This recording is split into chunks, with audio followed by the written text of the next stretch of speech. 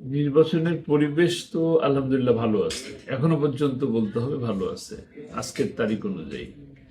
তবে সেক্ষেত্রে আপনারা জানেন যে কিছুদিন আগে আমাদের সাবেক 3বারের প্রধানমন্ত্রী বেগম খালেদা জিয়া ইন্তেকাল করলেন। তাকে নিয়ে আমরা জানাজায় ছিলাম, আমি সেখানে, এবং আমি সেখানে কফিনের একদম শেষ পর্যন্তই ছিলাম, জানাজা শুরু থেকে শেষ পর্যন্তই ছিলাম। তো সেখানে মনে করেন যে যে ধরনের প্রোটোকল দেওয়া হয়েছে, এটাও নির্বাচনী আচরণ বিধিতে একটা সমস্যার সৃষ্টি করে। আমরা কোনো কিছু মনে করিনি, যেহেতু মনে করেন বেগম খালেদা জিয়া, ওনাকে আমরা সকলেই ভালোবাসি, শ্রদ্ধা করি, সম্মান করি, এবং তিনি তার আপোষহীনতার কারণে বাংলাদেশের মানুষের হৃদয়ে ওইভাবে অবস্থান নিয়ে আসেন। এইটা তো এই এই তার এই অবস্থান থেকে তার চলে যাওয়ার কারণে তিনি তো তার একটা অংশ, জীবনের এই বাংলাদেশের রাজনীতির একটা অংশের শেষ করে গেলেন। আমাদের এক দেশের রাজনীতির একটি নক্ষত্রের অবসান ঘটলো।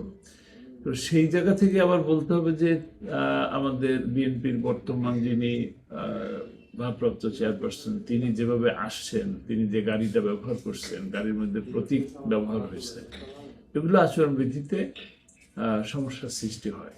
তো সেগুলো আমাদের কাছে লক্ষণীয় হতো না, সেটাও ওরকম মনে করতাম না, কিন্তু দেখা গেল যে প্রশাসনের মধ্যে এটা একটা প্রভাব পড়তেছে। প্রশাসনের মধ্যে প্রভাব পড়া মানে কিন্তু নির্বাচনের ফিল্ড ঠিক না থাকা, এটা একটা বিষয়।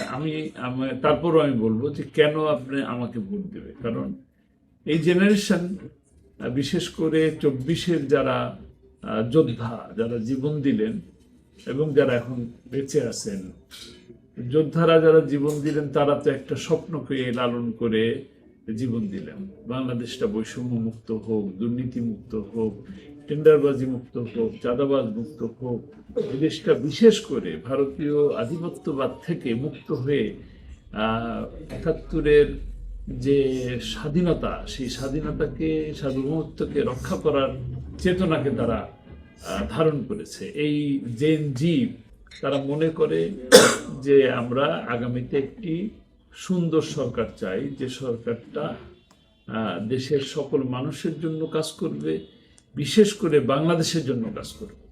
কিন্তু আমরা অতীতে সকল সরকারকে দেখেছি কোনো না কোনোভাবে ভারতীয় আধিপত্যবাদকে কিছু না কিছু হলেও সমর্থন করে গেছে।